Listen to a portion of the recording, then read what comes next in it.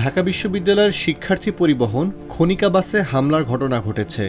২৯ April মঙ্গলবার দুপুর ১টার দিকে গাজীপুরগামী বাসটি উত্তরার আজমপুর এলাকায় পৌঁছালে একদল দুষ্কৃতিকারী হামলা চালায়।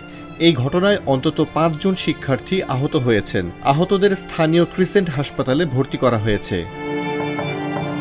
হামলার প্রতিবাদে সন্ধ্যা ৭:৩০টায় ঢাকা বিশ্ববিদ্যালয় শিক্ষার্থীরা ভিসি চত্বর থেকে বিক্ষোভ মিছিল বের করেন। মিছিলটি রাজু ভাস্কর্যে পৌঁছালে সেখানে সমাবেশ করেন ঢাকা বিশ্ববিদ্যালয়ের শিক্ষার্থীরা। সমাবেশে দোষীদের দ্রুত গ্রেপ্তার ও বিচার দাবি করেন তারা। বাংলাদেশের যে কোনো আন্দোলন যেটা ন্যায়ের জন্য হয়ে থাকে তার কিন্তু সূচনাটা ঢাকা বিশ্ববিদ্যালয়ে হয়। এজন্য আমরা দেখেছি নির্দিষ্ট কিছু কুচক্রী মহল তারা ঢাকা বিশ্ববিদ্যালয় পুরো বাংলাদেশের মানুষের কাছে একটা বিতর্কিত অবস্থানে দাঁড় করাতে চায়। আমরা ঢাকা বিশ্ববিদ্যালয়ের শিক্ষার্থীরা সব সময় অন্যায়ের বিপক্ষে দাঁড়াই, যৌক্তিক দাবি নিয়ে দাঁড়াই।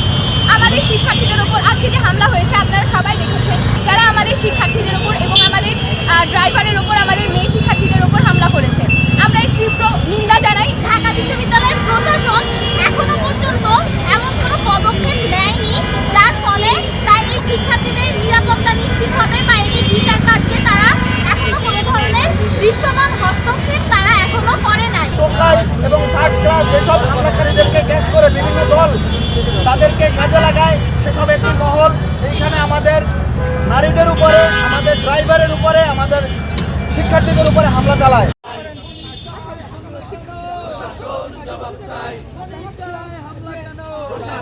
জবাব চাই। আমার ভাই